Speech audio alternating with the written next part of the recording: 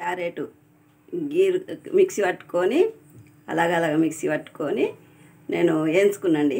ఒట్టిగా స్టవ్ ముట్టించి కడాయి పెట్టుకొని వేయించుకున్నా.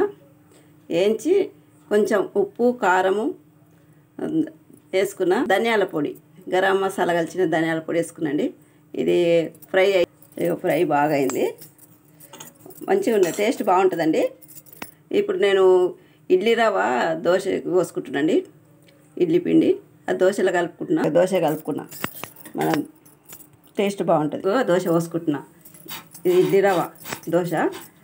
క్యారెట్, పచ్చి కొబ్బరి, ఉప్పు కారం గరం మసాలా కలిసిన ధనియాల పొడి కలుపుకొని వేసుకుంటున్నాండి. దోశ పోసుకుంటున్నా. ఇది ఇడ్లీ రవ్వ దోశ అండి, చాలా బాగుంటుంది టేస్ట్. ఇది కూడా స్టవ్ ఆఫ్ చేసిన కొంచెం కలుపుకొని కొంచెం చూపిస్తున్నాండి. ఇడ్లీ పిండిలో కూడా ఉప్పు కలుపుకున్నాండి. ఉల్లిగడ్డ రుద్దుకున్నా, మనం దోశ పోసుకున్నట్టే ఉల్లిగడ్డ రుద్దుకొని సైడ్లో పొట్టి నూనె పోసుకున్నాండి. దోశ నేను 2 సైడ్లు కలుస్తాండి. ఒక సైడ్ కలిస్తే మా ఇంట్లో తినరు, నేను 2 సైడ్లు కలుసుకుంటా. దోశ కడకు మంచిగా అవుతుంది. ఇడ్లీ కారం పొడి, ఉల్లిగడ్డ, నెయ్యి వేసుకుని తింటే బాగుంటుంది. నూనె అయినా నెయ్యి అయినా వేసుకుని తింటే బాగుంటుందండి. నేను చేసే విధానం మీకు చూపిస్తున్నా, మీరు ట్రై చేయండి. ఇంకో దోశ కూడా కాలిందండి.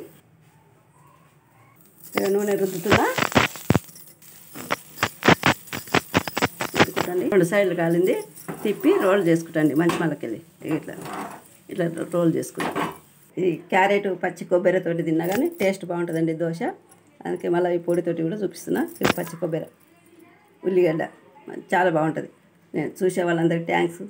షేర్ చేయండి, లైక్ చేయండి, సబ్స్క్రైబ్ చేసుకోండి. పసుపు రైజర్